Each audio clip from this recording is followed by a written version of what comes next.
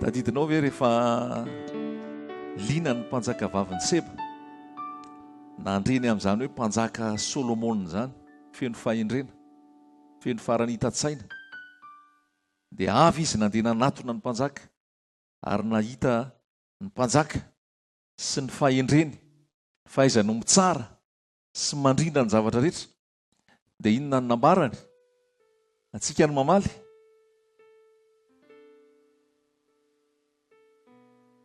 Ahoana ny lazainy?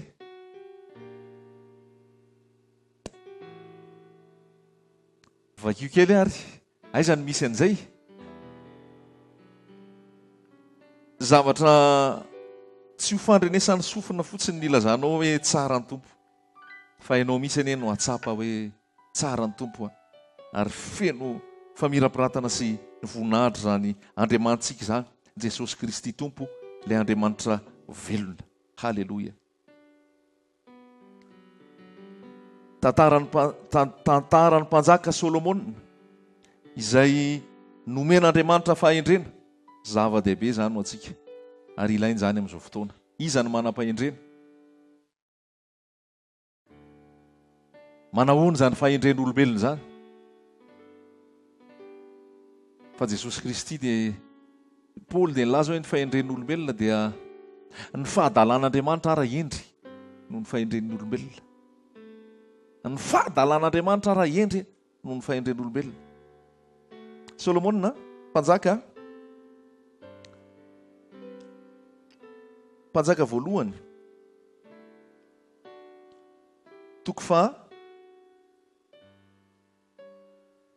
mpanjaka voalohany toko fahafolo.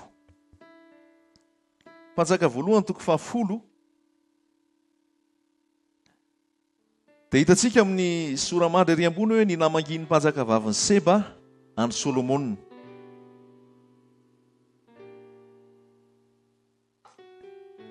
Ary ny mpanjaka vaviny Seba rehefa nahareny lazan'ny Solomona ny amin'ny anaran'i Jehova, rehefa nandre ny lazan'ny Solomona ny amin'ny anaran'i Jehova, dia avy izahan-toetra azy tamin'ny fanontaniana sarotra, ka tonga tany Jerosalema izy mba mampanaraka marobe sy ny rameva izay nitondra zava-manitra sy volamena sesehena ary vatosoa. Ary rehefa tonga tany amin'ny Solomona izy dia nilaza taminy izay rehetra tao am-pony, ary voavalin'ny Solomona izy tamin'izay rehetra nanontaniany azy. Tsy nisy zavatra niafina tamin'ny mpanjaka ka dia nambarany azy avokoa. Dia tohizana le tantara fa ao anatin'io dia hoy izy hoe andininy fahenina, ka hoy izy tamin'ny mpanjaka, marina ny teny efa reko tany amin'ny taniko ny amin'ny teninao sy ny fahendrenao, kanefa tsy nino ny filazanao raha tsy tonga aty, ka ny masoko no mahita. Kanjo, hay, na dia ny atsasany aza tsy voalaza tamiko akory, fa indro ny fahendrenao sy ny voninahitrao dia mihoatra lavitra noho izay laza efa reko. Dia mitoy izy miteny hoe sambatra lahy ny olonao, ary sambatra ireto tandapanao ireto izay mijanona eto anatrehanao mandrakariva, ka mandreny fahendrenao. Zany hoe ny enony mpanjaka vavy ny Seba tamin'ny fotoana dia nilazany fotsiny. Fa rehefa izy mihitsy amin'izay ny tonga teo amin'ny Solomona, nahita ny fahendren'ny Solomona, ny valy teny nomeny Solomona, dia gaga izy, talanjony izy, dia hozy izy hoe marina ny teny efa reko tany amin'ny taniko ny amin'ny teninao sy ny fahendrenao, kanefa tsy nino ny filazanao raha tsy tonga taty. Tsy nino ny filazanao raha tsy tonga aty, ka ny masoko no mahita. Kanjo, hay, na dia ny atsasany aza tsy voalaza tamiko akory. Halleloja. Inona tiany tompo ambara amintsika amin'izany fotoana zany, amin'izao teny izao? Zavatra dia tavin'ny tompo aminao dia aza mihaino lazan'ny olona fotsiny an'Andriamanitra any Jesosy. Fa ianao mihitsy no midira, amin'ny teny frantsay hoe i-expérimenter, hanandrana. Ary ianao mihitsy no hiteny avy eo hoe tsy noho ianao ny teny, tsy noho ianao ny laza no mahatonga anahako gaga sy talanjona, fa izaho mihitsy ny vavolombelona ndray ary natonga fahagagana sy fahatalanjonana tamiko fa ny zavatra nambaranao ary mbola vitsika fa rehefa za mihitsy no miaona tamin'ilay mpanjaka dia hitako fa be da be lavitra noho izay efa nyteneninao ny zavatra nataony. Zay ny zavatra dia davon'ny tompo amintsika amin'izao vaninandro zao. Tsy hain'olona fotsiny, tsy hanarak'olona, tsy hijery olona. Marina fa misy olona ny rahan'ny tompo, misy olona iraky ny tompo mihitsy ary manambara ny fahamarinana ten'Andriamanitra. Fa mety hampahampahany lazain'iny aminao. Fa ny ataonao midira mihitsy amin'ny hefitrao mangingina, mandraisa ny baiboly any an-trano, mivavaha irery ao an-trano, miaina fiainam-bavaka sy fiainana fankatoavana ty tenin'Andriamanitra ty isanandro. Fa za milaza aminao fa tsy tenitsony ianao hoe ozy pasteranay, na ozy ny bisopinay, na ozy ny apôstolinay, fa ianao mihitsy nilaza hoe ozy Jesosy tamiko. Satria ianao ny miaina matsapa an'le fahaveloman'Andriamanitra sy le fahagagany ataony amin'ny fiainanao isanandro, ary tsy hitsiriritra olona amin'ny tantara intsony ianao. Sambatra ianao koa nge afaka sambatra raha miaona amin'i Jesosy marina. Ary raha tena misy fifandraisana akaiky amin'i Jesosy sy ianao dia tena afaka ny ho sambatra ianao. Ary zay ny anton'izao fotoana fizarana zao hoe tena misy an'izay fihavananao tanteraka amin'Andriamanitra zay amin'ny alalan'i Jesosy, tsy ela ny alalan'ny olombelona. Fa ny olombelona dia nofo famandra ihany, ary iny koa mila an'i Jesosy, fitaovana ihany, ary ampahany amin'ny fampitananao an'i Jesosy. Fa ianao mihitsy afaka miditra eo amin'ny fanatrian'ny tompo ianao noho ny azo fijalian'i Jesosy Kristy, noho ny rano izay nalatsany, noho ny tena ny nofony izay namaky niditra ny efitra masina indrindra ary nanolotra ny rà sarobidy tsisy kilema, na miditra na ny fihavanana tamin'Andriamanitra, ary afaka manatona an'Andriamanitra maimpoana avokoa isika rehetra. Mahiainanao an'izany fiadanam-po, fitsarana, filaminana, fahasambarana ao amin'i Jesosy Kristy Tompo. Haleloia!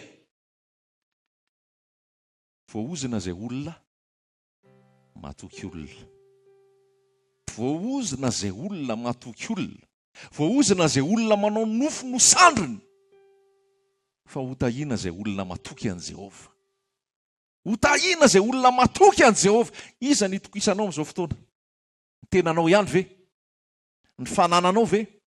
Ny fahalalanao ve? Ny fahafantaranao olona ve? Fa ny zavatra tenenin'ny tompo, voaozina zay olona matoky olona, zay manao nofo no sandriny, ho voaozina izy. Ary be da be voalaza hoe tsy hahita ny fitahiana izy, tsy hatsiaro fiadanana izy, tsy hatsiaro fifaliana izy, ho fahoriana foana ny fiainany. Fa hotahiana zay olona matoky an'i Jehova. Hotahiana zay olona matoky an'i Jehova. Toy izy hoe tsy hitsahatra ny famoniny, na misy ny ainandro, na misy ny mosary, dia ho aminy foana ny fanatrian'ny tompo. Haleloia! Dia tahaka an'izay mpanjaka vavy ny Seba zay hoe tsy ianao ny teny, fa izaho nahita ny tompo mihitsy, ary ny zavatra hitako dia mihoatra lavitra noho ny lazainao. Firy amintsika ny miaina an'izany hoe ny zavatra hitako mihoatra lavitra noho izay ambaranao, noho izay teneninao. Ary zay koa ny zavatra ny lazain'le vehivavy ny tao amin'ny Jaona 4 hoe tsy noho ny lazanao ny noko fa izy ny Mesia, fa hoy izy hoe ny tenanay no nandre, ka fantatray fa izy tokoa no mpamonjy izao tontolo izao. Tsy noho le Samaritana, le vehivavy Samaritana niona tamin'i Jesosy teo am-patsakana ny teny, tsy zay ozy izy ny natonga anay iny, fa zay mihitsy no nandre, ka fantatray fa izy namonjy izao tontolo izao. Amin'ity fotoanandroany ity dia te hitondranao amin'ny dingana ambonimbony kokoa Jesosy Kristy. Tsy hanteheranao amin'olona, tsy hanteheranao amin'ny nofo, tsy hanteheranao amin'izay iraka, fa iraka ihany reny rehetra ireny. tahaka ny Jaona mpanao batisa hoe zany feo miantso fotsiny avy any anefitra fa ny amany faladiany ny amany fekapan' Jesosy Kristy raha tsy mendrika fa tsy za no izy fa le avy ao ariko no izy ary mahery no za mba tsy ateratsika manolona tsy ankinantsika manolona tsy avonavina akory zany tsy ambo any koa zany fa ilaina ny piraitam-po amin'ny tompo ilaina ny zisy zoky ara-panahy ilaina ny ray aman-dreny ara-panahy zao tsy masolo fiombonanao miaraka amin'i Jesosy zany tsy masolo ny fiainam-bavaka ao miaraka amin'i Jesosy zany tsy masolo ny fiandraisanao ny ten'Andriamanitra tsy tapaka zany fa ny ankamaroan'ny olona amin'izao fotoana dia maika lava ary rehefa maika lava dia rehefa tonga ny sabotsy na lahady tsotsofony tony boky tony maninona ny tsotsofona misy vovoka fa naninona ny nisy vovoka petrapotsiny fa naninona ny petrapotsiny satria tsy nivakina tsy niraisina fa niazakazaka nandritry ny latsinainy ka hatramin'ny sabotsy sy ny alahady indraindray rehefa tonga ny alahady mbola adino iray mitondra baiboly rehefa tonga ny sabotsy mbola adino iray mitondra baiboly inona ny tena boky préféré anao ry havako inona ny tena boky préféré anao ozy le rahalahy mpiara-mitory zay indray andro rehefa tonga tany any an-tranon'olona izy dia mba te hitsapa kely izay le boky tena tiany dada izy dia ozy izy masain'le zanak'le dada tao an-trano mba alaivo kely ny boky tena tiany dada tao an-trano hoe mba jereko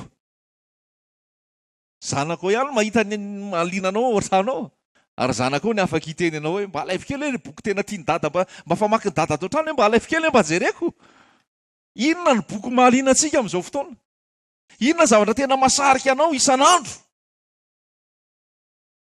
fa be da be ny ataon'ny devoly mahasarika antsika be da be ny zavatra ataon'ny devoly mahavariana anao masondrina anao hanika tsy rehinao tsony le zava-panahy tsy rehinao tsony le fampiomanana hoe miomana iona amin'Andriamanitra ao fa mandalo zao tontolo zao sy ny filany mandalo zao fiainana zao mandalo zao rehetrarehetra zao fa ny fiainam-panahinao sy no avonao ve efa tsara fototra ao amin'i Jesosy Kristy efa tsara fototra ve no avonao ny amin'izany hoe Jesosy iverina eny amin'ny raha ololanitra zany ve vonona ve sika fa zay ny ambaran'ny baiboly hoe iverina izy eny amin'ny raha ololanitra handray ny fiangonana moa ny fiangonana ve vonona amin'izany sa matory ny fiangonana tsy mino akory iverina ane zany Jesosy zany tsy mahalala akory iverina ane zany Jesosy zany ny mpanompon'Andriamanitra zay mitory ny ten'Andriamanitra ny ankamarony tsy manambara akory hoe io Jesosy iny hoe iverina ary tahaka ny fiavin'ny mpangalatra ny fiverenana io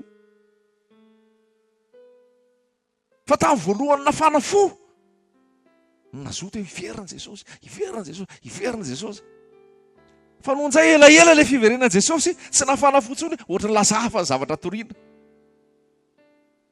fa io na hoela na hoainga na lazaiko anao dia iverina Jesosy na mafana fo anao na tsy mafana fo ny famarinany ten'Andriamanitra iverina Jesosy haka ny fiangonana aka anao vonona ve anao fofombady madio firijiny matahiry ny solika ve mitoetra ao anatin'ny fanatrehan'ny fanamasina ve sa rehefa alahady zay vao mihaino ten'Andriamanitra rehefa sabotsy zay vao mihaino ten'Andriamanitra fa boky hafa ny mahaliana ao anatin'ny herinandro horonan-tsary hafa ny tena mamaka jerena ao anatin'ny herinandro dia ino no mameno ny fiainana androany baiboly tenin'Andriamanitra velona fa ny ankamarony mihodina ary tsy mijery tsy mandray tsy mihaino ty tenin'Andriamanitra ty normalina koa satria zao ny ankamarony izay mizara tsy misy an'ilay fiainana ao amin'i Jesosy no ambara fa zavatra hafa no ambara zavatra hafa nitoriana ary lasa mona aminaina ny olona miditra fotoam-pivavahana ndray maraina dia efa tsy andro rehefa adiny ray vao mihoatra ny adiny ray sasany ao dia efa tsy tamana tsony satria ahoana tsy misy fiainana le teny tsy misy herin'ny fanahy le teny tsy misy fanotsakotsanana ny olona famoazana ny olona zay matory mahifo ary fananganana ny maty ho velona, fa lasa programa, lasa vola, lasa hetsika, lasa asa no atao, fa tsy le fanafahana ny olona mifahotana, tsy fanafahana an'ilay olona mifangejany nofo, tsy fanafahana an'ilay olona ao anatin'ny aizina ho amin'ny fahazavana, fa vao mainka raha fanaharonana azy ao anatin'ny maizina, tsy famahana ny fangejana azy, fa vao mainka fanamafisana ny fangejana azy. Androany Jesosy te hanafaka antsika tsirairay avy. Androany Jesosy te hanazava antsika tsirairay avy. Androany Jesosy te hanome fiainana antsika tsirairay avy. Haleloia. Ary rehefa ao anatin'ny fiainana ianao, rehefa ao anatin'ny fahazavana ianao, mareta ao raha lasa ainabavy. Aza mihetsiketsika ho intsony Jesosy zay. Ary ianao zay tsy mbola ao taonanao ny Jesosy androany. Haleloia. Mbola voafampidirana zay. Dia manohy antsika. Nao vakitsika ny Matthieu toko fa 9. Matthieu toko 9.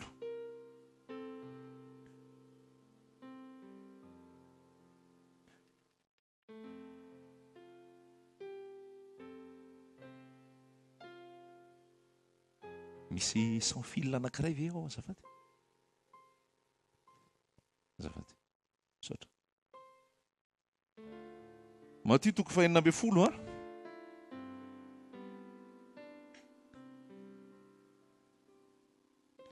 Alohan'ny makitsika ny Matthieu toko fa 9 a, dia mbola mamerina ny fiarabana, ampifaliana sy ampitiavana atsika tsirairay avy zay tonga eto amin'ity fitoriana filazantsara ity amin'izao fotoana izao. Faly zay raha nanohina ny antso tsika tsirairay avy, satria nametraka ny fanasany zay tamin'ny petadrindrina, nametraka ny fanasany zay tamin'ny télé sy ny radio, ary dia nandreny feo nareo, nandreny fanasany nareo dia tonga soamantsara eto androany ho an'i Jesosy zany rehetrarehetra any, dia tonga soa tsika tsirairay avy. Inona ny antony mahatonga tsika tsirairay avy eto? Raha mamaky an'ilay teny eny amin'ny petadrindrina tsika na eny amin'ilay banderole na le afatra ao anatin'ny teny ao dia voalaza hoe manoloana ny fampianarana zay mivoana amin'izay atao anatin'ny baiboly dia misy fizarana tenin'Andriamanitra iverenana mihitsy ao amin'ilay loharano amin'ny androany sy amin'ny rapitso. Androany zany amin'ny roso sasany any voalaza hatramin'izay ora ametrahan'ny tompo azy ho tapitra, dia rapitso mbola misy ndraiky koa amin'ny roso sasany. Isaorana ny tompo androany fa efa afaka nandeha nitety teny an-dalana teny zahay nitory ny tenin'Andriamanitra teny amin'ny Tsenan'Omby, dia tena tany Ambatolampy, tany Ambatolampy dia avy eo tao amin'ny Tsenan'Omby dia tena misy adi-panahy, adiny maizina sy ny mazava tokoa, ary napetraka tsika any amin'ny maizina ny ilana ny mazava. Amen. Fa raha ny mazava tsy mila mazava tsony.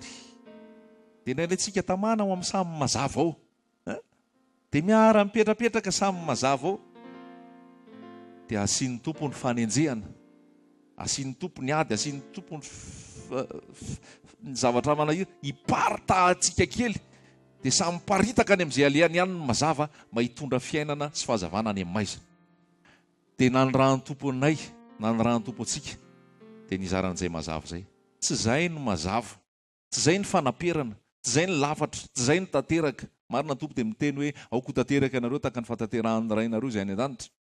Fa izay dia nomeny tompo ny fahazavana, izay dia nomeny tompo ny fiainana Jesosy Kristy ny anarany, ary izay dia ny raha ny anambarana azy, izy maha izy azy ray manontolo. Tsy hanangana toko-pivavahana akory reto Atsirabe, fa hoy Jesosy endana amin'izao tontolo izao dia atao mpianatra ny firenena rehetra.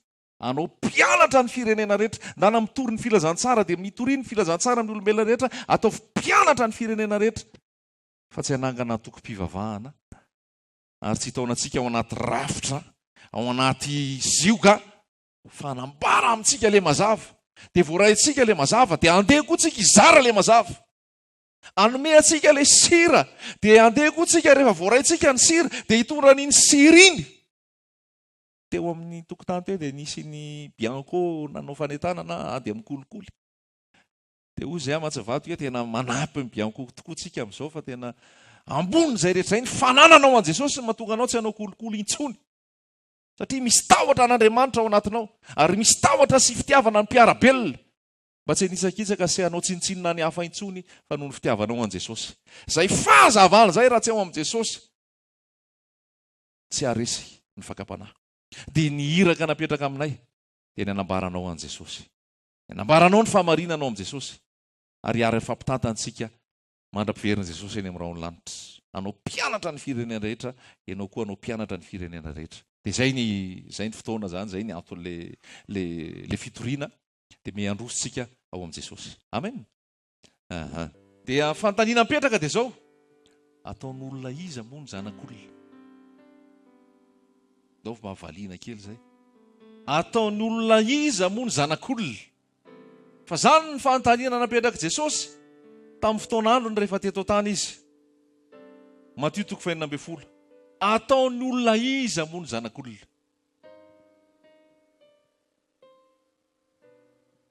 Tasoary vakitsika kely aloha le ataon'olona iza moa ny zanak'olona. Matthieu 5:40.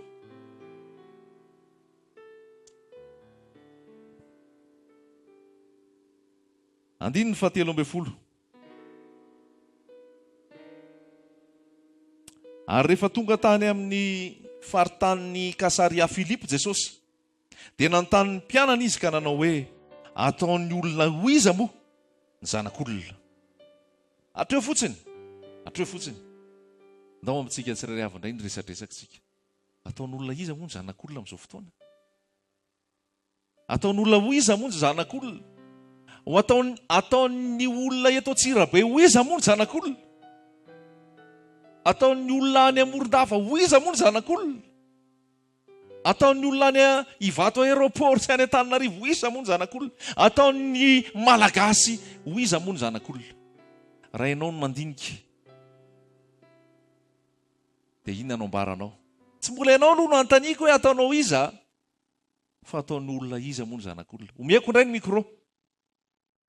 Ataon'ny olona iza moa ny zanak'olona? Tsy eno raha vao tsy miteny micro tsiny. Matthieu dia miteny izy hoe janonao mpanao batisa, na Jérémie, na Élie. Ok. Misaotra. Ary raha tsy eo amin'ny Matthieu fa amin'izao fiainantsika eto Madagasikara zao.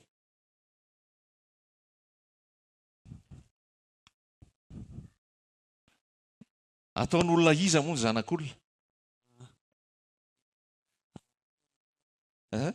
Tsy mahatakatra tsony ve? Atao mampafy kely. Ataon'olona ho fanakomanany ratsy ankehitriny ny zanak'olona.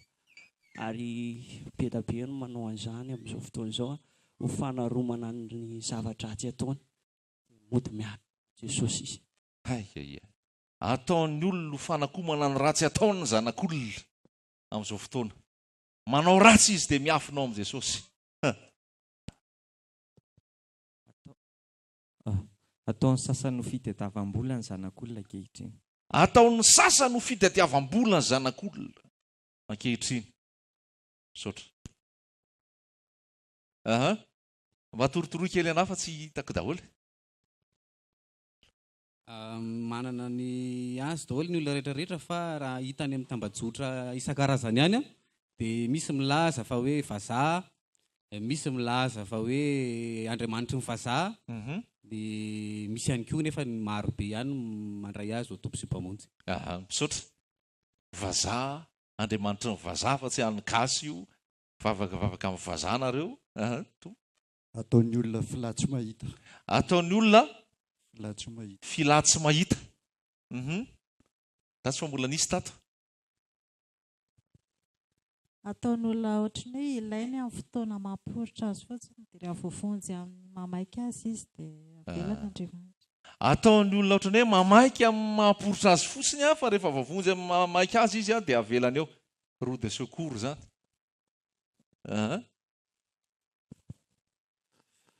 Ataon'ny olona fidodododona rehefa misy manjo. Ataon'ny olona fidodododona rehefa misy manjo. Aiza indray tsika zao? Jesosy amin'izao ataon'ny olona ohatran'ny hoe fitadiavana fitahiana ara-materialy ho an'ny nofo sy fitondrana problème fotsiny dia izay ihany. Jesosy amin'izao fotoana dia ataon'ny olona fitadiavana fitondrana problema sy fahazoana vahaolana raha materialy fotsiny dia zay. Mahampalahelo anazy Jesosy ka. Aisa sao? Ataon'olona ho iza moa zanak'olona. Ny zanak'olona zany amin'izao matatra faratra fa hoe fitadiavana atao hoe politika zao dia hitady vola ho an'ilay zanak'olona ty ihany no arofiny fa tsy mieritreritra an'Andriamanitra zany izy. Nefa antsika manam-pinoana hoe Andriamanitra no miaro antsika ary tsy maintsy velona foana. Ataon'ny mpanao politika fitadiavam-bola.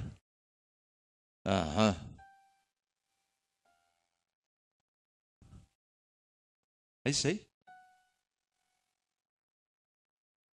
eny tompoko. Amin'izao fotoana izao Jesosy dia ataon'ny olona fitadiavana voninahitra. Ohatra hoe pasteur ohatran'ny pasteur Tantely Ratsimba dia mitsangana izy hoe pasteur nefa ao ambadik'ilay izy mitady voninahitra dia manao tsinitsinina n'ireo ondry taritiny dia lasa tsy tonga ao amin'ilay tanjon'i Jesosy, tsy mahafeno ny tenan'i Kristy zany le fitariany an'ilay izy dia izay mahabe da be an'ilay fiangonana mitsangana ankehitriny. Marina zany. Saotra tompoko. Ataon'ny olona hoe ohatran'ny hoe mpanao fagagana fotsiny Jesosy dia ataon'ny olona raha ohatra marary izy dia ataon'ny olona ohatran'ny dispensaire fotsiny Jesosy. Rehefa tsy marary izy dia tsy tonga any. Tsy mila ny Jesosy izy rehefa marary fa rehefa marary izy vao mila. Dispensaire fotsiny. Saotra. Azafady.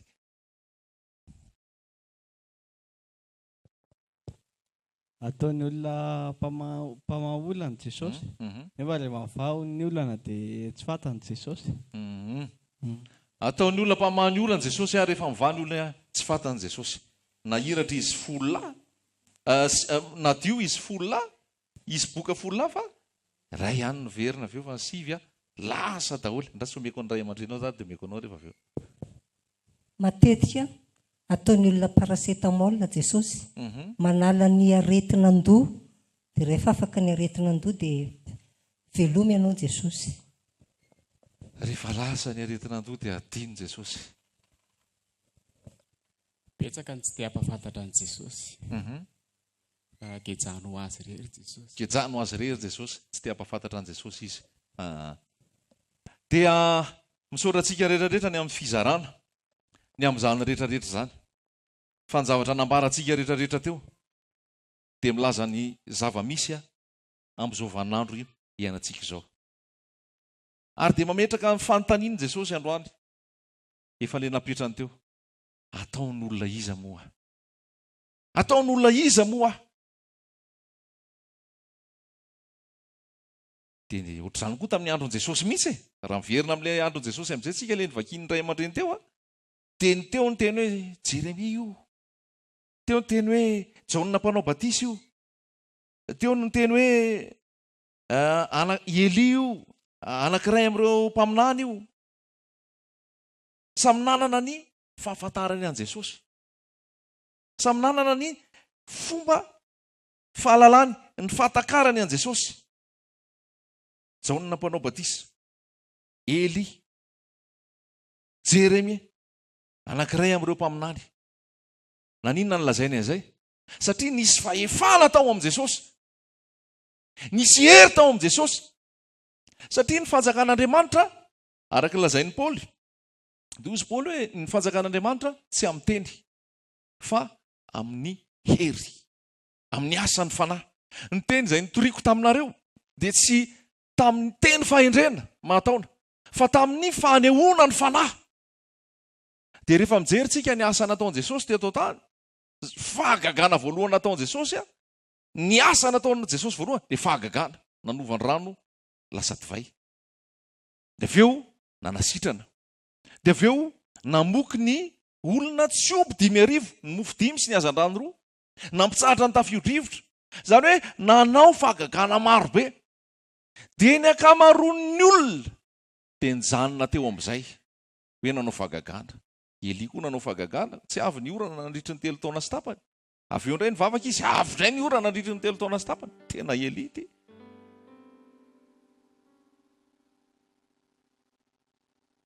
Zany hoe mariny Jesosy fa manasitrana, mariny Jesosy fa mamaha olana, mariny Jesosy fa vahaolana amin'izay zavatra manahirana. Fa tsy ampy izay,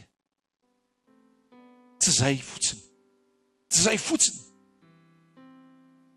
Ary zavatra misy eto Madagasikara dia ao anatin'ny fahasahiranana lalina ny malagasy, ara-bola, fahantrana, ara-materialy,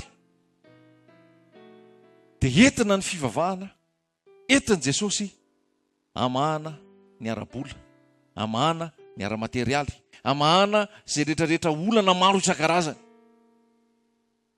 Fa tsy ampy izay. Marina fa Jesosy dia niteny hoe mankanesy ety amiko ianareo rehetra miasa fatratra sy mavesatra entana, fa izao hanome anareo fitsarana. Marina fa niten'Andriamanitra miteny hoe antsoy dia ho valiko ianao, ampisehoako zava-dehibe sy sari-pantarina izay tsy fantatrao. Marina fa niten'Andriamanitra dia miteny hoe Andriamanitra no aro sy hery eo antsika, mpamonjy mora azo indrindra amin'ny fahoriana izy, sy ny maro isan-karazany. Fa tsy ampy ny fahalalantsika raha izay fotsiny Jesosy. Raha tsisy fahoriana zany ianao dia tsy hanatona an' Jesosy. Tsy natao an'ny olona tsy manam-pahoriana zany ve Jesosy? Raha tsisy problème ianao zany dia tsy hanatona an' Jesosy. Tsy natao an'ny olona tsisy problème ve zany Jesosy? Raha tsisy ady, tsisy fitsapahana ianao zany dia tsy hanatona an' Jesosy. Betabe ny olona mety tsisy ady, tsisy fitsapahana, tsisy problème marabola, tsisy problème maramatériel, tsy mila an' Jesosy zany ireny.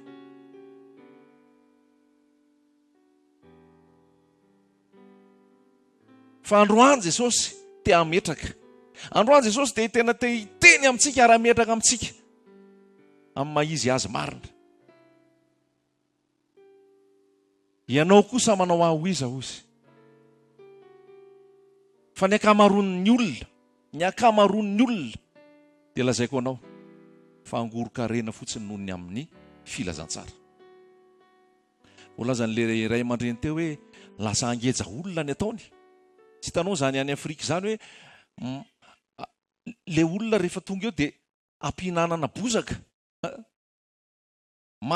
Miteny kely indray mandeha fotsiny izy tonga dia miazakazaka ohatran'ny tsy fantatro le olona, lasa mivoaka eny ivelany eny dia lasa mihinana vilona. Sasany ampisotroana petrôla. Ny sasany hitsahan'le pastera mihitsy avy ety amin'ny ety atokony ety dia mitsirary eo ambany eo dia hitsahana. Hoe mahazo fitahiana ianao amin'izay. Afaka ny ozonao, afaka ny olanao. Ny sasany tengenana ohatran'ny soavaly mihitsy. Ny olana raha lasa anabavy, ray aman-dreny malala dia izao. Isika mihitsy ndraindray lasa mahatonga an'ireny mirongatra. Satria isika tsy mihaino ny tenin'Andriamanitra. Tsy manavaka ny marina sy ny tsy marina, tsy manavaka ny tena izy sy ny tsy izy, fa isika ny lasa mabe client ireny. Tsika ny lasa mabe client ireny noho itsika. Dia hoy izy le voaniditra teo, ny aiza eo izay fivavahana tonga eto dia raisinay foana. Izay tonga eto dia ataonay foana, tsy izay tonga eo raha lasa anabavy dia izy. Izay dia lazaiko anao izay. Tsy izay milaza Jesosy rehetrarehetra dia izy. Inona ny voasoratra? Voalazan'ny Paoly tao amin'ny Galatiana. Raha misy ozy izy mitory filazantsara hafa ankoatran'izay nitorianay, dia ahoana ozy? Aoko izy ho voaozina. Na raha izahay ozy izy, na anjely avy any an-danitra no hitory filazantsara hafa ankoatran'izay nitorianay, dia aoko ho voaozina izy. Tsy hoe misy filazantsara hafa ozy izy, fa misy ny olona manodina an'ilay filazantsara. Dia voahodina mihitsy ny filazantsara amin'izao fotoana. Misy détournement, manao otazy ny zanak'Andriamanitra, ny mercenaire. Dia tsy afa-bela fa voagezan'ny olombelona. Satria ambara fa raha vao tsy manatona lehilahin'Andriamanitra ianao, tsy mahazo fitahiana. Raha vao tsy mijanona kely ao amin'ny tranon'ny lehilahin'Andriamanitra ianao aloha, manao raharaha, mandeha miantsena, manasa fiara, karakara zaridaina, mampiry trano, manasa lamba, ataovy izay dia ho tahiana ianao. Tonga an'ilay olona midodododo mavesatra ny entako. Be da be ny fahoriako, be da be ny zavatra manahirana, misarabady, tsy ampy vola, sahirana sy ny sisa. Tonga ao amin'ilay mpanompon'Andriamanitra, inona ny ambara? Tonga avy ato aminay foana aloha. Tonga avy any an-trano, dia mpanaovina raharaha. Fa mahazo fitahiana ianao rehefa manao asany ho an'ny mpanompon'Andriamanitra. Fitaka izany. Lainga izany. Lainga izany. Ary be da be ny manao ohatran'izany. Ary io lazaiko anao, tsy resaka fotsiny ambavy ohatr'izao io, fa misy zavatra fanafafy io. Dia misy voafafy tratran'ny fahalemen-tsaina. Hypnotiser, voapetaky ny vy mamay, dia tsy fantantsony fa izy ety efa miazakazaka ao anaty maiziny. Efa andevona lehilahin'Andriamanitra, efa andevona mpanompon'Andriamanitra. Tsy afaka mihitsy fa mahazo fitahiana onona manao zay. Nampalahelo mihitsy izay ranabavy tany atao masina izay. Zay ozy izy raha tia azo fahasoavana dia mila manatona an'izay mpanompon'Andriamanitra vehivavy izay. Dia asainy manao raharaha ao an-trano. Dia mahandro sakafo anazy, izay amin'io tsy misakafo. Asainy miantsena, dia rehefa misakafo izy, izay miservira anazy. Dia rehefa tsy lany ilay sakafo dia ozy hoe io hoany io ampy-tsakafo io fa fitahiana ho anareo io. Sany ny zavatra misy fa lazaiko anao. Ahoana moa anao tsy sakana dia anambarany filazantsara marina, amahala ny zanak'Andriamanitra izay voagejany olombelona.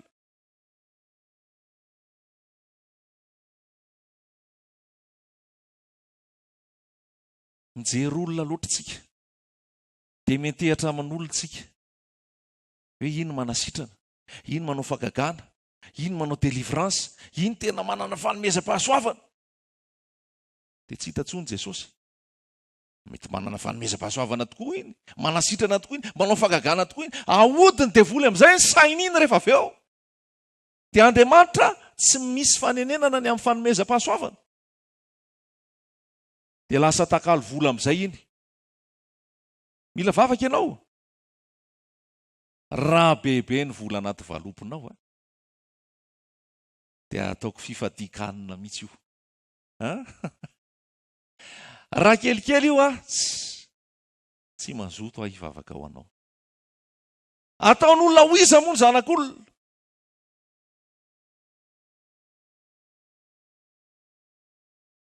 Fitadiavana. Aiza ilay tena fahamarinan'ny tenin'Andriamanitra. Manompo ny masoko amin'ny tendrombohitra. Salamo 1:20. Manompo ny masoko amin'ny tendrombohitra. Avy aiza ny famonjena? Inona ny tendrombohitra eo amin'ny fiainanao amin'izao fotoana? Manompo ny masonao amin'ny tendrombohitra ianao. Avy aiza ny famonjenanao? Famonjenana dia avy amin'ny pasteranay. Famonjena dia avy amin'ny apôtra sy ry bisopy. Famonjena dia avy amin'ny lehilahin'Andriamanitra. Tonga fa fahavany olanao. Tonga fa hahazo fitahiana ianao. Tonga fa hahazo fanasoavana ianao. Rehefa tonga ao ianao. Farafakely ny vata anankiray ny eto aloha eto. Farafakely izay. Inona ataon'ny vata iny? Alefaso ao le zavatra, alefaso ao le vola. Farafakely izay. Dia avy eo misy rakitra, tia rakitra fotsiny amin'ny andavanandro, ohatra ny isanandro. Tia noho ny fitahiana sy ny fahasoavana azonao. Tia ny fahafolokarena. Tia ny fanatriny ny mpaminany. Be da be ny reseta rehefa atambatra izay. Dia ny vavy ny olanao. Nody ve ny vadinao? Ny endry ve ny zanakao? ohatra nefa be da be izay lany zay fa mbola tsy endrianiny zanako ao, mbola tsy va ihany le trosanao, mbola tsy nody ihany ny vadinao, satria naseho an' Jesosy mihitsy fa tsy ihany ny vahaolana, tsy any amin'ny resaka fandoavam-bola, fandoavana fahafolo-karena, fandoavana rakitra ny vahaolana. Fa be da be izay efa nandoa rakitra zay a, be da be izay efa nandoa fahafolo-karena zay a, be da be izay efa nandoa vola rehetrarehetra fanatitra zao rehetrarehetra zay a. Ozy ohatra ny lany fotsiny ny volako, satria nahoana ny volanao no natolotra ao, volanao no nomenao. Ataon'olona ho iza moa ny zanak'olona, ataon'olona ho iza moa ny zanak'olona. Ho amin'ny fahafahana ny antsonanao ry fiangonana, ho amin'ny fahafahana ny antsonanao, aza vela sin'olona zioga intsony, fa mila fantatra hoe iza moa ny zanak'olona. Ataon'olona ho iza moa ny zanak'olona. Mino marimarina fa ny akamaroantsika eto izay efa tonga eto, matoa ny laza n'le voalaza teo hoe ataon'olona iza moa ny zanak'olona dia ny laza ny zavatra rehetra voalaza teo, dia mahafantatra marimarina ianao fa tsy izay no izy. Raha nosokafan'ny tompo ny masonao, efa nazavain'ny tompo ny masonao, ary nafahan'ny tompo ianao, dia hiteny amin'izay ianao hoe izao ny zanak'olona amiko. Iza moa Jesosy aminao? Iza moa Jesosy aminao? Mpamahaolana, roue de secours, avy eo adino? Tsy zany. Raha mbola zay izy ny fanaonao hatramin'izay a, miverena mihitsy dia vakio ny filazantsara. Miverena mihitsy dia vakio ny filazantsara. Fa roany te hiteny aminao, tsy dia hitanisa be loatra aminao tsony amin'izay nataon'olona sy zavatra rehetrarehetra, fa te hiteny aminao hiprezante anao an' Jesosy. Te hiprezante anao an' Jesosy fotsiny ahako, lazaiko anao zany. Fa raha tena miona amin'izany Jesosy zany ianao, dia anao tahaka ny Paoly ianao, ataoko taimboraka ny zavatra rehetrarehetra, ataoko fatiatoka ny zavatra rehetrarehetra noho ny fioarany, fahatsarany, ny fahalalana ny Jesosy Kristy tompo. Io Jesosy Kristy tompo io tsy resaka trano, tsy resaka trano fivavahantsika raha tonga eto tsisy an-tany hoe ianao ve katolika, ianao ve protestant, ianao ve zao. Rehefa tonga any an-danitra tsisy hoe katolika, protestant, ninninina, fa rehefa tonga any an-danitra zanak'Andriamanitra, zanak'Andriamanitra, ary Jesosy Kristy tsy Andriamanitra ny vazaha, araka le voalaza teo, na Andriamanitra ny mpanjanaka. Marina mety nampiasa ny Baiboly ny mpanjanaka anjanahana ny Madagasikara, fa tsy resaka entina anjanahany ty, fa ny tena rehefa miondrika ato ianao, ary rehefa tena mijery ianao, dia ozy ianao hoe tsy niforoporon'ny vazaha ty Jesosy ty, tsy hain'ny vazaha mamorona an'izany voasoratra ato izany. Fa mamaky ianao manomboka amin'ny Genesis ka hatramin'ny Apokalipsy, ny fandehana faminaniana rehetrarehetra ao, ny filaharany tantara rehetrarehetra ao, dia tonga ozy ianao hoe tsy olombelona mihitsy ny mahavita an'izao tantara zao, fa Andriamanitra mihitsy ny nanoratra an'ity. Jesosy Kristy, Jesosy Kristy te hiavana amin'ny Jesosy ve ianao? Jesosy Kristy te hampiavana anao amin'Andriamanitra. Hoy Petera, ianao ny Kristy zanak'Andriamanitra velona, ianao ny Kristy zanak'Andriamanitra velona. Dia hoy Jesosy hoe sambatra ianao, fa tsy nofo aman-drà nanambaranao an'izany, fa ny raiko izay any an-danitra. Tsy nofo aman-drà. Lazaiko anao fa raha mbola nofo aman-drà no ampahafantarana anao an' Jesosy, nitadiavanao an' Jesosy, tsy ho fantatrao mihitsy zany. Inona nofo aman-drà? Nofo aman-drà nge dia tao le fariseo, tao le sadoseo, tao le mpanora-dalàna, tao ny jiosy. Mpahay lalàna daholo reo, mahay momba ny Torah reo, mahay momba ny teny rehetrarehetra voasoratra talohan Jesosy reo. Fa rehefa tonga Jesosy, izy ny andeha hamono an Jesosy, izy ny andeha tora-bato an Jesosy, satria nahoana tsy nisy fanambarana avy amin'Andriamanitra, fa fanambarana avy amin'ny nofo aman-drà. Raha vao nofo aman-drà tsy halalanao an Jesosy. Institut biblique, cours biblique, cours PA, institut biblique PA. Maimaimpona ny filazantsara, maimaimpona ny filazantsara. Raha ianao ampianatra olona dia ozy ianao hoe ka misy hofatrano hoe Jesosy manome hofatrano anao hoe, fa ny olona hianatra aminao gratuit io rehefa hianatra ao aminao. Halleloja. Ka misy polikopy eny dia misy photocopie atao hoe Jesosy manome vola hividanana polikopy sy anaovana photocopie.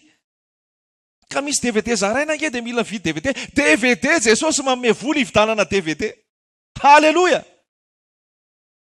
Vavolombelona zany zahay mitony ny filazantsara aminao sy ralasanabavo ireo. Fa zay toerana tetezana, zay toerana rehetrarehetra le, misy vola ilaina amin'izany. Misy ny gazoal, misy ny radio, misy ny resaka télé, misy ny sono, misy ny ofatrano, misy ny sisa sy ny sisa. Fa zao no lazaiko anao, miadana miaraka amin'ny Jesosy. Satria tsy misy fangezana hoe ianao rahalahy tsy maintsy manome 100 000 ariary ianao. Raha tsy manome an'izay ianao tena tsy voataha kosa ianao rahalahy. Zay mahatonga anao misy problème foana rahalahy fa ianao tsy manome mihitsy. Tsy zany le filazantsara. Tsy zany le filazantsara. Jesosy ve namoky olona tsombo 5,000 ny teny hoe averinao ny anahy? Jesosy ve raha namova ny rano divay dia nilaza hoe mba omeo kely aho rehefa avy eo vola. Fa novaiko rano io divay io. Novaiko divay io rano io.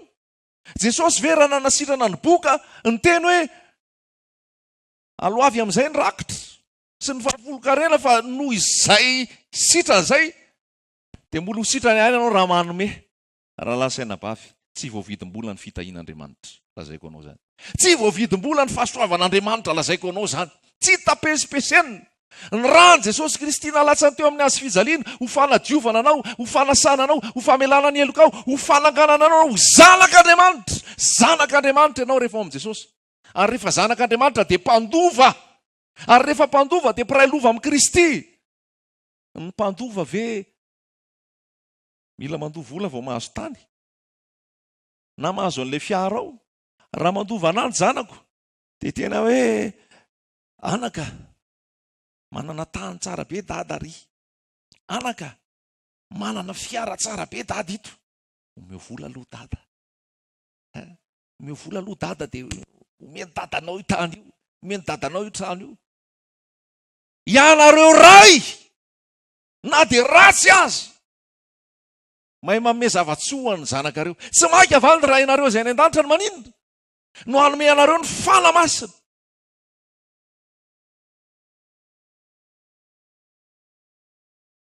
Isika ray ara-ty manome zavatra mahaimaim-poana ny zanatsika io. Sarobidy amintsika io zanatsika io. Tsy fotsika io zanatsika io. Zay mikitikitika an'io mahazo amintsika. Marina sady izy. Dia fantaro hoe ianao zanak' dada, le ray nahary ny lanitra sy ny tany, le tompony zao rehetrarehetra zao. Dia io ve andoavanao vola io vao hitanao? Io ve anaovanao tena latsakempoka? Zay hoe latsakempoka. Inona le latsakempoka? Cotisation. Latsakempoka. Dia noho ny herinao zany nidiranao ny lanitrako. Ianao zany bravo, te hafany ianaoko na me vola. Zay tsisy vola zany tsy ho voataha mihitsy. Alleluia. Ho fantatrao ny marina nafaka anao tsy ho andevo. Fa beta be ny manandevo. Beta be ny mamitaka. Fa za te hiprezenty anao hoe fahasoavanao amin'ny Jesosy zany. Gratuit zany. Tsy hoe tsy ilaina ny vola. Tsy hoe tsy ilaina ny manome vola. Tsy hoe tsy ilaina ny manohana nasan'Andriamanitra. Fa za milaza aminao, mandeha ho azy zany. Rehefa ny fonao no an'i Jesosy voalohany.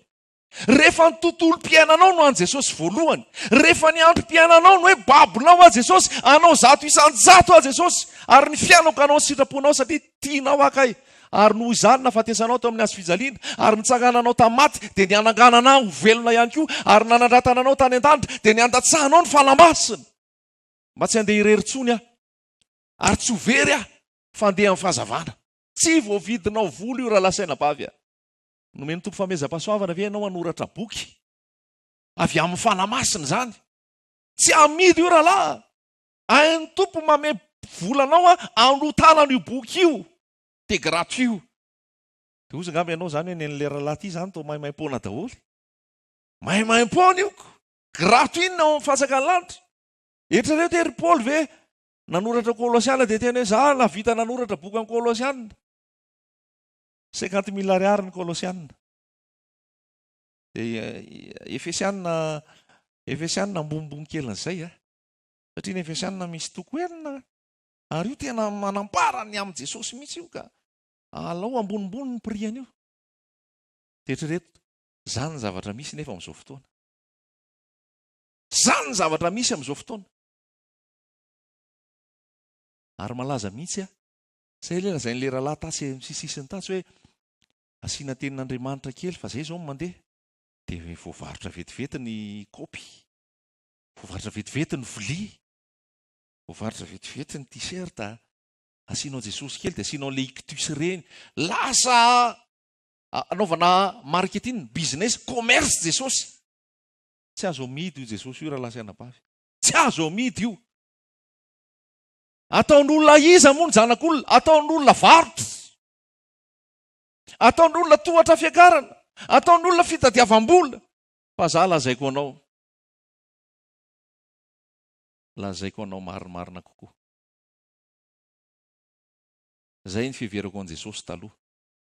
Tamin'ny amin'ny 12 taonako sy 13 taonako tany dia hoy hoe raha maty aho moa zany dia anahoana? Teo zany nikasehan'ny tompo ana voalohany hoe raha maty ianao dia anahoana? Dia namonjy conférence tamin'izay fotoan'izay hoe ny kristianina sy ny silamo. Dia nambara tao inona moa ny silamo, inona moa ny kristianina. Zaraina amin'izay le teny tany amin'ny farany Jaona voalohany 5. Zay manana ny zanaka no manana ny fiainana, zay tsy manana ny zanaka tsy manana fiainana. Raha tsy ao amin'i Jesosy misy ianao ho faty ary ho faty ho any amin'ny fahaverezana. Noho izany manlora tena ho an'i Jesosy. Dia nanolo tena ho an'i Jesosy satria natahotra no faty. Fa raha tsisy zany io fahafatesana io dia tsy nanolo tena ho an'i Jesosy, nateo ary Jesosy. Fa zay le famindram-pon'ny tompo. Hoentiny tsikelikely tsika, hoentiny tsikelikely ianao e. No nitahotra ny fahafatesana, nosotoman'i Jesosy ana voalohany. Dia avy eo indray tao anatin'ny olana ara-bola, olana ara-piainana. Dia Jesosy miteny mihitsy hoe mankanisa ty amiko ianareo rehetra miasa fatratra sy mavesatra etana. Tao mba andramana zany eo amin'i Jesosy. Dia nikasihan'ny tompo, nivahan'ny tompo ny olana. Tena zavain'ny tompo marimarina kokoa hoe mamaha olana ahy, mamaha problema. Fa rehefa nitsokafan'ny tompo maso avy eo, tsy any amin'ny resaka olana sy problema intsony io. Fa le fona midobodoboka ho an'i Jesosy mihitsy. Le fona midobodoboka ho an'i Jesosy mihitsy hoe tiako ianao Jesosy, na problema na tsy problema misy. Na misy fahafatesana na tsisy fahafatesana, na misy elo na tsisy elo. Ianao dia tiako fotsiny satria maty ianao tsangana tamaty, velona mandrakizay. Ny fitiavana an' Jesosy no mahatonga hanaraka an' Jesosy. Izay ny tokony mipetraka ao amintsika tsirairay avy. Mila mandroso dingana ambonimbony zany zaho sy anao amin'ity androany ity. Tsy hijanona eo amin'ny mofo dimy sy hazan-drano roa tsika. Tsy hijanona eo amin'ilay abokana sitrantsika. Tsy hijanona eo amin'ilay rano ny ovadivay tsika. Tsara daholo zany. Fa ny amboniny izay rehetrarehetra izay, izy telo lahy. Petera, Jaona, Jakoba, nentin'i Jesosy tany an-tendrombohitra. Tany ny ova endrika Jesosy. Ary rehefa ny ova endrika tany izy, tsy te hiala teo tsony Petera. Ianao ve efa nahitan'i Jesosy ny ova endrika? Tsy le mpanao mirakla tsony. Fa amin'ilay mahandriamanitra azy fotsiny. Na mirapiratra ozy izy. Ny famirapiratany. Ny akanjony fotsy. Zay mpamotsy lamba teto tany ary tsy hisy nanana fotsy mihoatra noho izany. Zany Jesosy lazaiko anao zany. Ndray alina ako. Nentin'i Jesosy tamin'ny toerana anankiray. Ao anatin'le fahitana mahatsiaro tena fiadana. Tsy haiko hazavaina aminao amin'ny vavako akory ary zany tsika miresaka eto. Fa tonga dia henoko mihitsy ohatrany any ambony, any anaty rano zany dia eny ambony rano zany dia mandeha avy any ambony dia mimidina dia eny ampovoan'le hazo maitso tsara tarehy anankiroa feno bozaka amin'ny akavia sy ny akavanana, le rano mangano hoano idinako tena hoe tsara dia tsara. Namaky tao amin'ny apokalipsia rehefa taitra avy eo. Hoy izay tia ny anambaran'i Jesosy. Tia le nitondran'i Jesosy. Any amin'le Salamo 1:7 izy dia miteny hoe misy ony ary ny ratsany dia mampifaly ny zanak'Andriamanitra. Rehefa tsapanao zany famarinany tenin'Andriamanitra ato zany, toy izany hoe tsy resaka voly ity Jesosy ny anarahako anao. Tsy resaka problema ny anarahako anao. Tsy resaka ady ny anarahako anao. Na dia tsy mamotsina aza ny aviavy. Na dia mandisy fanantenana aza ny oliva. Na tsisy omby ara ao ampahatra. Na dia vonola aza ny ondry ao ambala. izaho mbola hifaly amin'i Jehova. Izaho dia mbola hifaly amin'i Jehova. Zay ny ambarako aminao androany. Zay ny lazaiko aminao androany. Ny ady zany raha lasa nabava, misy foana zany. Ny aretina zany, misy zany rehefa tiany Jesosy isy. Zanako zao, zanakay mivady zao lazaiko anao tamin'ity fitoriana andehanana ity.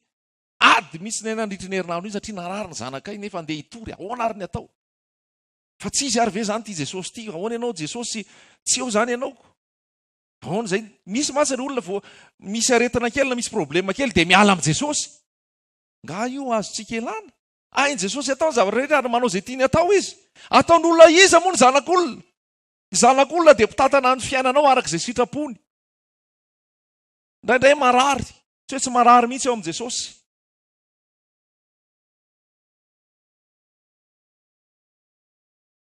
Indraindray ao anatin'ny ady tsy azo atao ninninina mihitsy. Ianao ve raha mahita ny fiainan'i Paoly hoe vaky sambo, ny kapohana, nona, tao anatin'ny mosary. Toy izany hoe tena aloha hiala amin'ity Paoly ity fa sekta tsy mamely ity fa ohatran'ny sekta be problème ity Paoly ity. Dia ny olona amin'izao le mijoalajoala le tsisy aretina sy tsisy problème ireny fivavahana mahafinaritra azy. Dia raha nanao fitoriana zay teto, raha nanao fitoriana teto, tokava fa ho vahala ny olanao. Tokava fa hisy mofo zaraina mamepona eo. Tokava fa misy rano voasy eo. Mety feno atrary ambony ario. Satria anao inona? Le olona misy ny tena liana amin'ny zavatra ny tany. Hainao raha mbola liana ny zavatra ny tany eto, fa ho liana ny zavatra ny lanitra ny ianao. Ho liana ny zavatra ny lanitra ny ianao. Jesosy Kristy voalaza amin'ny Kolosiana, le fahafenon'Andriamanitra, le fahendren'Andriamanitra, le fahagagan'Andriamanitra, le tena izy indrindra. Halleluja. Fa tiako i Jesosy io fa lazaiko anao ary noho ny fitiavako an' Jesosy no andehanako mandeha mitory isan'andro isan'andro. Tsy ampitahotra anao very ianao raha tsy eo amin'i Jesosy, any amin'ny elo ianao raha tsy eo amin'i Jesosy, miala amin'ity, ataovy ity. Tsy zany ty Jesosy famprezenteko anao. Malahelo ianao, mampifaly ianao io. Ao anaty ady ianao, tsy esorina ianao anaty ady, fandao izy fa miaraka tsika. Halleluja. Indraindray ianao trotroko, indraindray ianao ampandehaniko rery, indraindray ianao avelako kely eo. Mahafinaritra i Jesosy io. Raha hiteny ianao hoe miaraka amin'ny Jesosy tsisy problème, mandainga. Raha hiteny ianao hoe miaraka amin'ny Jesosy tena any ambony roplanina foana, indraindray miazakazaka ny anaty fotaka, indraindray tafitohana. Raha hiteny aminao hoe miaraka amin'ny Jesosy tena fahasambarana be tsisy ohatr'izany. Eny, fahasambarana fa indraindray manofo tena tsy tia nofo mihitsy ny fitsapana, tsy tia nofo ny olana, tsy tia nofo ny ady, nefa ataon'i Jesosy misy ireny. Mba tsy ireketanao amin'ireny. Mba hiaina amin'ilay zava-panahy ianao, ny ady e Jesosy Kristy. Ary zaho milaza aminao fa rehefa Jesosy nombokasika, izy manomboka hatramin'ny voalohany, manomboka amin'ny voalohany, izy mamarana hatramin'ny farany. Rehefa nalefa ny tompo nianatra tany amin'ny université, efa nanana an' Jesosy tamin'izany.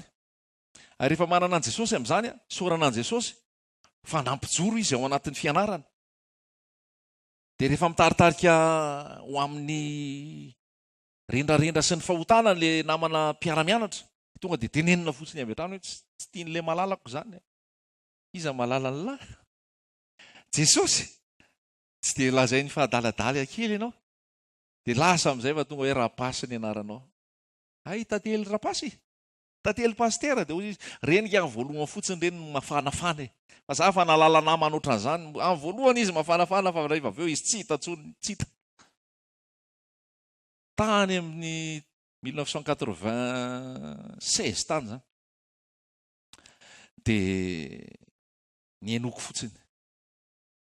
Dia hoy izay ny fahasoavan'i Jesosy no miazona hatramin'ny farany. Fa hatramin'izao 2018 zao, mbola miazona izy. Ary mbola mitahiry izy.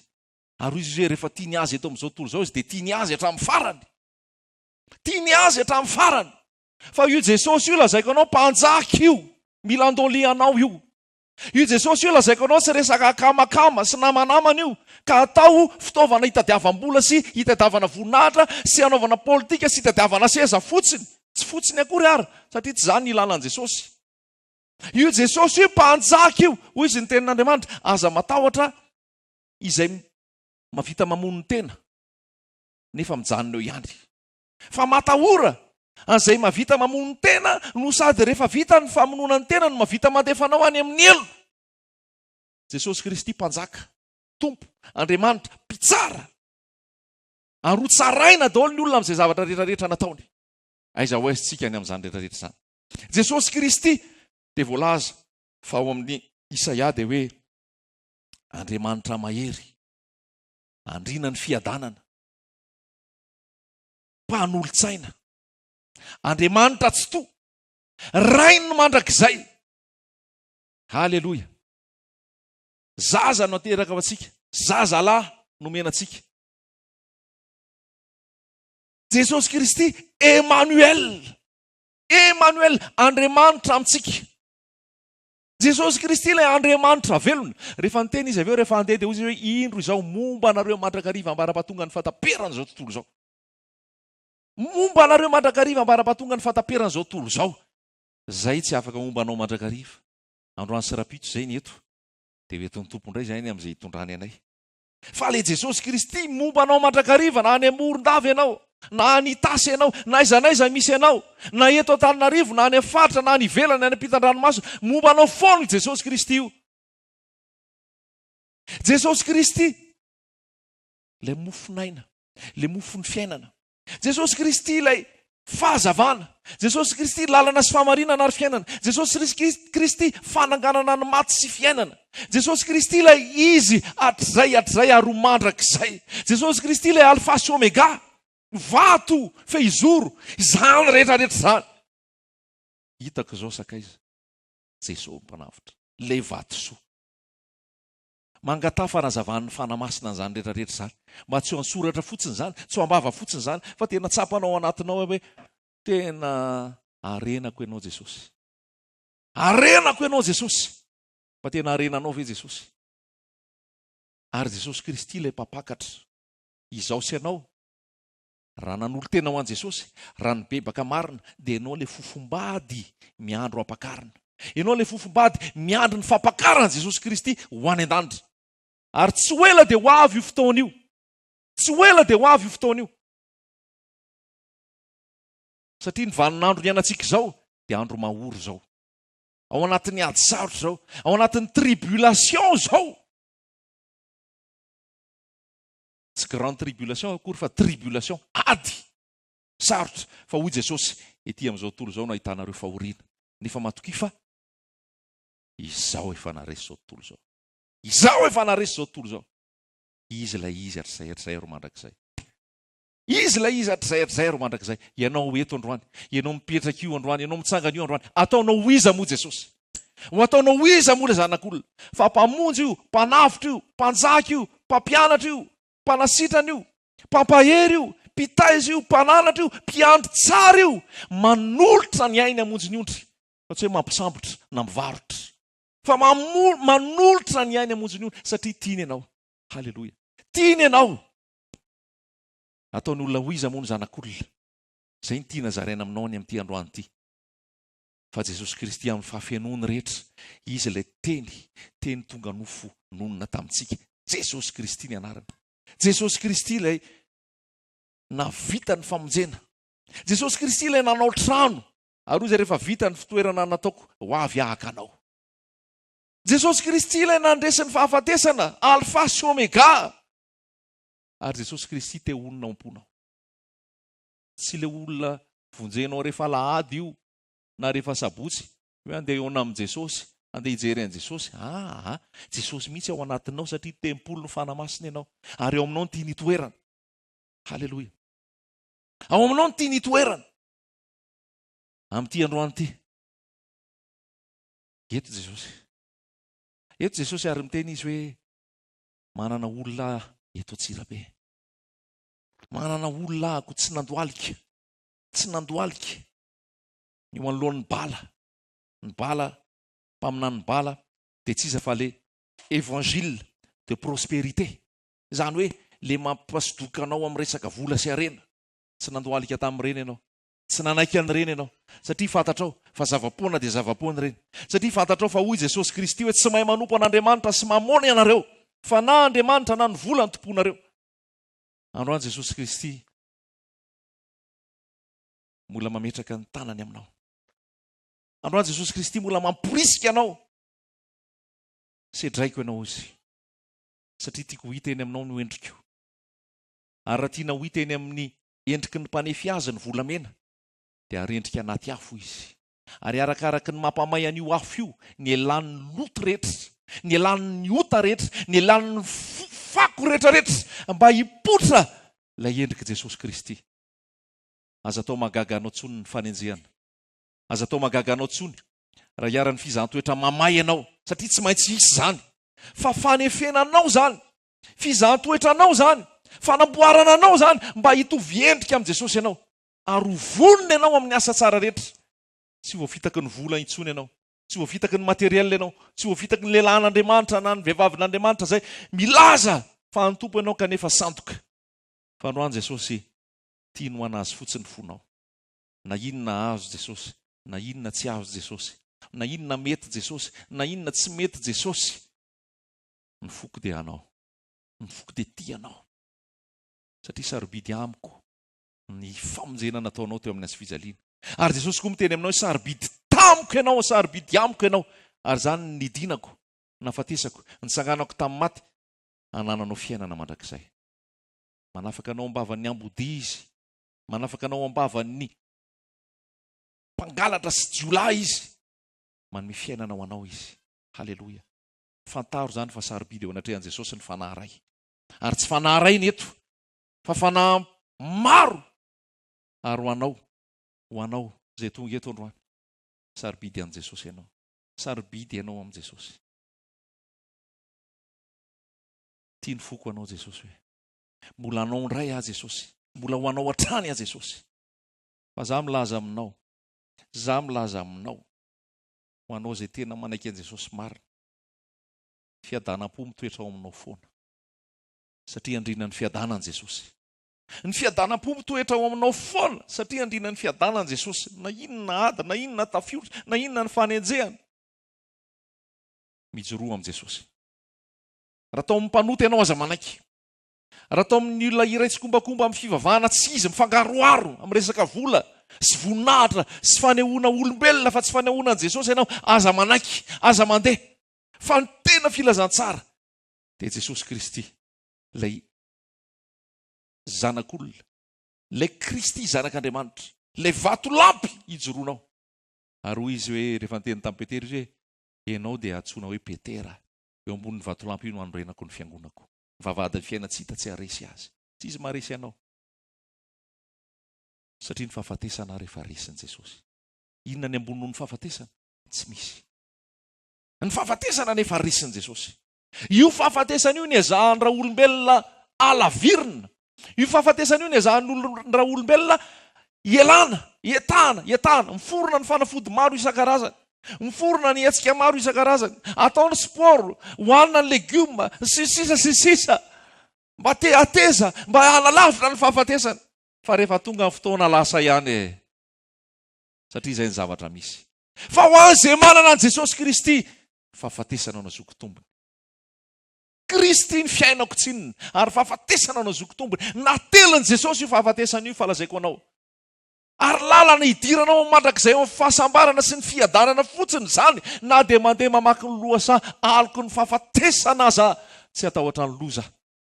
Fa ianao no amiko, tsorakazo anao sy ny tenao, ireo no mahafatahotra. Jesosy Kristy raha lasa ilabavy tiako prezantena aminao. Ho fantatrao zany. Jesosy tsy sary a.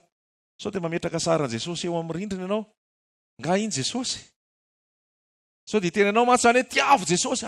Tena tian'i Jesosy andeha hividy sarin'i Jesosy zany. Za aloha tsy mahita sarin'i Jesosy zany.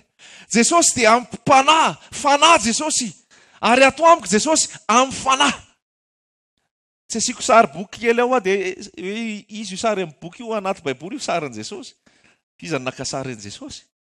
Jesosy dia Andriamanitra dia fanahy, monina atao anatiko. Ary tsy hivavaka amin'ny sary aho. Sanatria izany. Tsy mivavaka amin'ny sary rehefa miditra ao an-trano, io sary tahiny Jesosy. arabaina Jesosy tsy mivavaka amin'ny sary zany. Andriamanitra dia fanahy ary izay mivavaka aminy dia mivavaka amin'ny fanahy sy amin'ny famarinana. Tsy mivavaka manao lakroa, tia ny lakroa, tia ny fiarovana na fa rehefa misy an'ity atao anaty tômôbilina dia tsisy loza. Tsy resaka lakroa zany, manompo sampitsika raha vao misy lakroa zany. Hoe asiana lakroa ao an-trano, tsy zany le izy. Tsy lakroa hazo io, fa lakroa le fiainana manaiky ho fatiny amin'ny nofo, ho fatiny amin'izao tontolo izao. Fa tsy lakroa iambozonana, zany anana lakroa taloha. Fa isorony Jesosy ho azy, vero azy fotsiny le izy. Tsy izay ny davany Jesosy miambozana lakroa. Fa miaina mihitsy mandany tena, mandà zao tontolo izao. Halleloja. Tsy hoe koa le hoe mahery ny rany Jesosy. Misy manana fivarotana any dia apetaka amin'ny autocollant, mahery ny rany Jesosy. Ato ambadika mahery ny rany Jesosy dia mivoaka amin'ny varavarana, mahery ny rany Jesosy. Ina anaovana an'iny? Amin'izay tsisy voakitikitika hono le trano. Dia asiana an'iny koa ny tômôbilina, mahery ny rany Jesosy. Tsy zany le izy. Ny rany Jesosy tsy natao iarovana ny tranonao. Halleloja. Ny rany Jesosy tsy natao iarovana ny fiaranao. Tsia, sanatria. Fa ny rany Jesosy natao hanafahana anao amin'ny fahafatesana, hanadiovana anao amin'ny fahotana, ho hanamarinana anao, hanamasinana anao, ny preza ny tenanao teo anatrehan'ny ray. Dia afa-po dada hoe ranjanak'ondry tsisy kilemity. Ny rany Jesosy dia nanavotana anao amin'ny fitondran-tena adala, nentin-drazana fahiny. Amelana ny elokao. Noho izany, tonga dia teraterany antsika. Endao raha misy hoe mahery ny rany Jesosy any amin'ny fiaranao any, na any amin'ny tranonao any, satria tsy izay le izy. Rehefa mivavaka tsy rakofy amin'ny ranao a Jesosy. Rakofy amin'ny ranao ty vola ty, fa tonga indray ny faran'ny volana dia nahazo karama, apetraka ao ambany ranao ny vola. Fa izy anatin'ny Baiboly misy izany apetraka ambany ranao ny vola. Misy manao zavy ianareo? Tsy fantatro fa ny fanahy-masina no mampiteny dia mitarika amin'izany. Tsy ampiasapiasaina amin'izany ny rany Jesosy, ary tsy izany le izy. Jesosy ao anatinao no miaro anao, ny anjelin'i Jehovah mitombo manodidina izay matahotra azy ka momba azy. Jesosy Kristy no miteny, izaho momba anao mandrakariva ambara-patonga ny fataperan'izao tontolo izao. Ny ten'Andriamanitra dia milaza, hotahina ianao raha mivoaka, hotahina ianao raha miditra. Fa tsy resaka autocollant amin'ny tômôbily io na amin'ny trano. Halleloja. Fantatrao ny marina afaka anao tsy andevo. Tsisy autocollant, tsisy lakroa, tsisy inina. Fa mandeha amin'ny fahatsorana miaraka amin'ny Jesosy. Ny fanahy masina no ao anatinao, ny fanahy masina no ivelanao, ny fanahy masina no mitarika anao, mampahery anao, mitondra anao amin'ny zavatra rehetra. Ary izay mahatonga Jesosy ny teny hoe, ianareo iray na dia ratsy ary mamalala mame zavatsoa ny zanakareo. Ny faharalan Jesosy le izy hoe izy ve tsy ame anareo fanahy masina? Ho an'ny olona izay tsy mahalala ny fahamarinana dia teny fanahy masina ve? Ary ny teny hoe iza no angatahany mofo ka ny miazinina, vato angatahany hazandrano, anome azy maingo. Ianareo iray na dia ratsy ary mamay zavatsoa ny zanakareo, dia mety misy miandry amin'ireo neky maika avany raha ianareo tsy ame anareo trano be, tsy ame anareo fiara be, tsy ame anareo fitahiana. Ny fantatry Jesosy fa ny ilainao eto amin'ny fiainana dia ny fanahy masina. Zay fotsiny. Ny ilainao eto amin'ny fiainana dia ny fanahy masina, anananao fahendrena, andresenao ny fahotana, andavanao ny nofo ary iomananao amin'ny fiverenan'i Jesosy, ny ambony manaraka ho azy. Ary tsy toriana aminao akory zany resaka vola aman-karena zany, satria tsy zany ny ivon'ny filazantsara. Izay ilainao avy eo omen'ny tompo manaraka. Fa ny voalohany, Jesosy ny fanahy masina ao anatinao. Halleloja.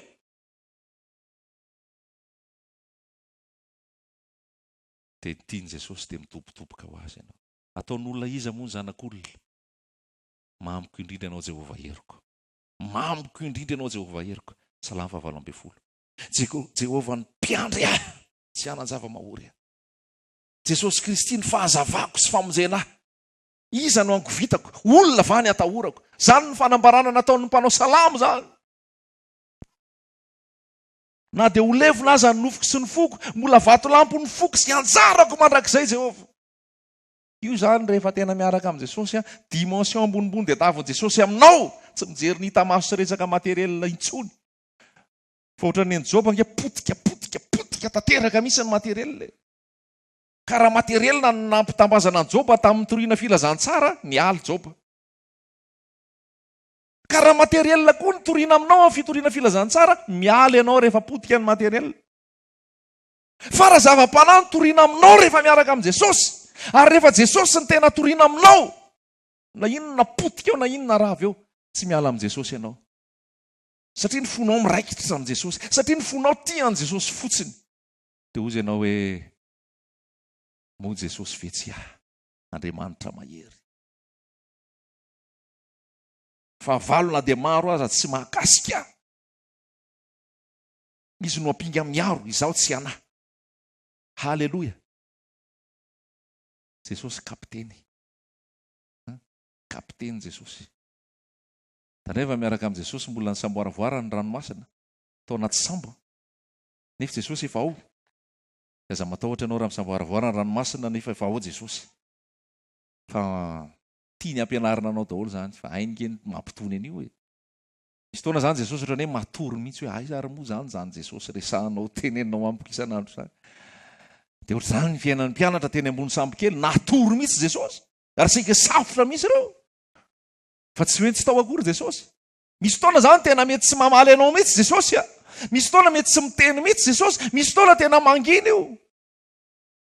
Ny Malakia hatramin'ny Matio zany nge anjato taona maro zay vao nisy ny filazantsara. Zay vao tonga ndray Jaona mpanao batisy. Nisy fotoana nangina mihitsy Andriamanitra. Ka tsika tsy mijery ny hita maso, fa tsika mijery ny tsy hita maso, Jesosy Kristy ato anaty. Halleluja. Tiako ianao Jesosy hoe. Ambony indrindra amin'ny fianako ianao Jesosy hoe. Zava-dehibe amin'ny fianako ianao Jesosy hoe.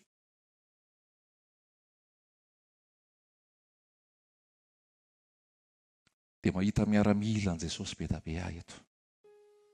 Mahita miaramila ny Jesosy be da be ahy eto. Tokantrano anjakan'i Jesosy, mpivady anjakan'i Jesosy, fiainana ao amin'ny fahafenon'i Jesosy. Hitarika ny ankohonany amin'ny fatahorana an'Andriamanitra, hitarika ny vatany amin'ny fitiavana an'i Jesosy, hitarika ny zanany amin'ny fitiavana an'i Jesosy. Ho taka ny Noa hoe tafiditra ao anaty sambo fiara daholo ny vady aman-janako. Dia ohatr'izany koa ianao hoe tafiditra anaty sambo fiara daholo ny vady aman-janako. Ary mbola tafiditra ihany koa ny manodidina.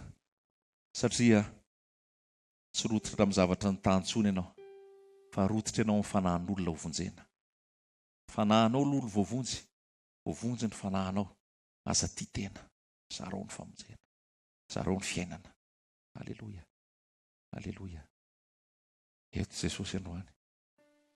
Manao izay kifikivy. Tsy tapitra androany ny fiainanao. Manao izay reraka. Mandalo ihany zany. Fa tsotra ny Jesosy aminao ny tanany. Mitsangana indray. Andao indray. Ary mame rivo vaovao aminao Jesosy. Mame menaka vaovao aminao Jesosy. Manositra anao indray Jesosy. Dia manangana anao indray izy. Mandeha araka aminy ianao. Ianao anatin'ny ady. Taka ny nanombany ny Sadraka sy ny Mesaka, Abednego tanaty afo, tadio famombanao izy. Ianao anaty tena fizahanttoetra mamay amin'izao fotoana. Taka ny nanombany ny Daniel tao anaty lavaky ny liona, ny anombany anao koa androany. Tsy miala zany io Jesosy io fa lazaiko anao zany. Ny olona ny miala, ny olona ny leo. Fa ianao raha matoky azy hatramin'ny farany, taka ny natokiany Joba. Dia hozy Joba hoe fandrenesana ihany nafantarako anao, fa zao tena fatotra anao. Verina any amin'ilay voalohany le lazaiko amin'izay zany hoe androany ianao manapa-hevitra. Manapa-hevitra. Tsy anarak'olona, tsy anaraka tokom-pivavahana, tsy anaraka anay, fa zay manaraka an' Jesosy dia miara-manaraka an' Jesosy tsika. Halleluja. Izara fitiavana an' Jesosy ianao. Izaranay fitiavanay an' Jesosy ianao. Halleluja. Dia androso amikeritsika ao amin'i Jesosy. Lazaiko anao efa ty tany ty tsy lamina ty. Firy taona zay ny ainanao teto Madagasikara. Nahita zavatra ny lamina ve ianao? Jereo ny actualité internationale. Mahita zavatra milamina ve ianao eto tany? Tieritseritra ve ianao fa ilamina io? Tsy ilamina intsony io. Fa raha zay ianao dia ny fiomanana ny fiverenan'i Jesosy omanina. Zay mahatonga ny toe miomana eona amin'Andriamanitra ao. Zay omanina, fa rehefa zay ny tafahomana, zay mandeha eto mandeha araka izay sitrapon'ny Tompo. Halleluja. Anao ny fiainako Jesosy. anao no momba Jesosy, anao tanteraka Jesosy. Hitsangany ianao raha tsapanao hoe nangatsitsika tao ao, raha tsapanao hoe mila hery vaika an Jesosy ndray aho zany, mila famporisiana sy mila fanafanana ndray aho zany, nangataka anao hitsangana fa te hivavaka ho anao aho, te hitondra anao eo am Jesosy aho. Marina fa tsisy mpanalalana antsika tsony am Jesosy, fa rehefa nirahany aho dia te hivavaka ho anao aho.